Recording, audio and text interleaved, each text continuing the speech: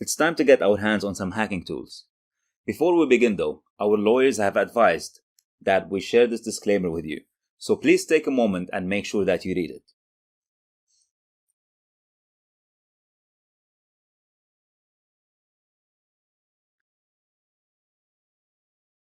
Now that you read the disclaimer, let's begin.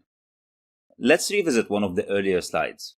We said that to be able to hack remotely, you would need to have 4 different things. 1. The IP address of your target. 2. An exposed remote service running on the IP address. 3. Vulnerabilities in services. And 4. An exploit.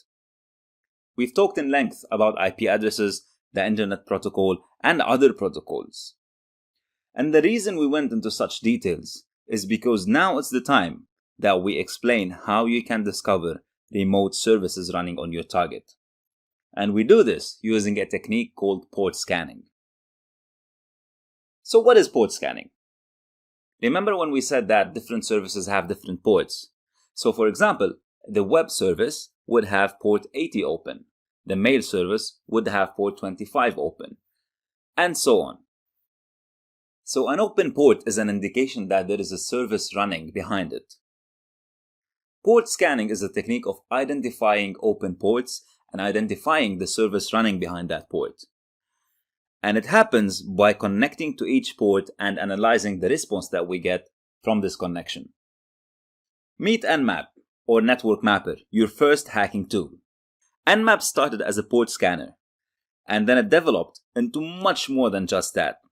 Now it does things like operating system identification, service identification, and a whole bunch of other things that we cover in more advanced courses. By default, when we're doing an Nmap scan, Nmap does a SYN scan.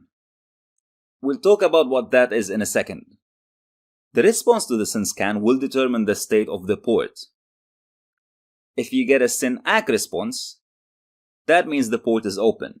If you get a reset response, that means the port is closed. And if you get no response, that means the port is filtered. What does all that mean? Remember when we talked about the TCP handshake? We weren't talking about this just for the heck of it. There's a reason why we were explaining all that. A SYN scan happens as such. The port scanner, your Nmap tool or any port scanner, if you're doing a SYN scan, will start by sending a SYN packet to the target. So let's say, for example, you try to identify whether port 80 is open. What Nmap does is that it sends a SYN packet, so it starts the TCP three-way handshake. What do we expect in response to the SYN packet? If you remember, the normal response is a SYN ACK packet. And this is where the port scan stops. Let's compare that to the three-way handshake. The three-way handshake sends the SYN packet, expects a SYN ACK packet, and then responds by an ACK packet. So when we did the packet analysis in a previous exercise, when we were initiating the conversation with Google, we saw through Wireshark that the first packet that we sent was a SYN packet. Google responded with a SYN ACK packet, and then we responded back with an ACK packet. That was our three-way handshake, trying to communicate with port 80. A SYN scan, however, wouldn't complete the three-way handshake. All it does is that it sends a SYN packet to the port you're trying to scan, and it waits for the response. If the response is a SYN ACK, that is an indication that the port is open and is ready to communicate. And this is where it terminates the scan. It stops because now it has all the information that it needs.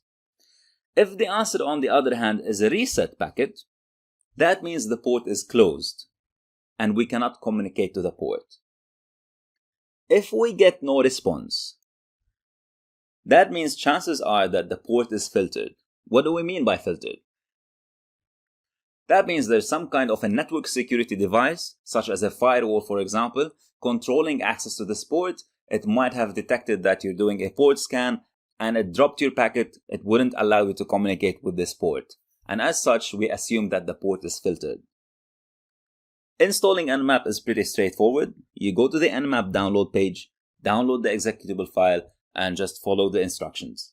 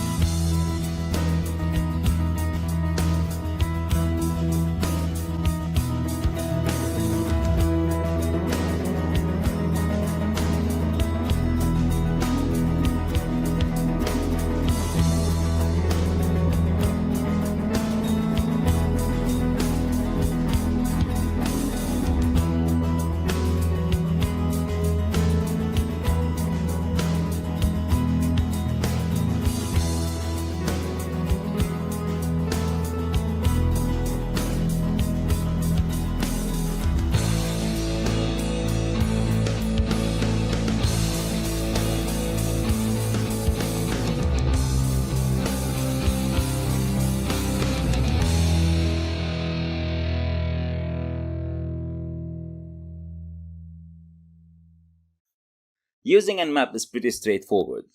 All you have to do to perform a default scan is write nmap space the target. For this exercise, we're going to be scanning hackthisite.org.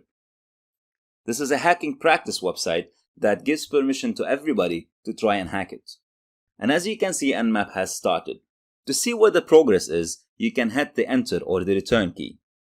Every time you hit the enter key, you'll get an update of how long the scan has been going on and how long is remaining. At the moment, we have about 10 seconds remaining. And here we go, the scan has finished.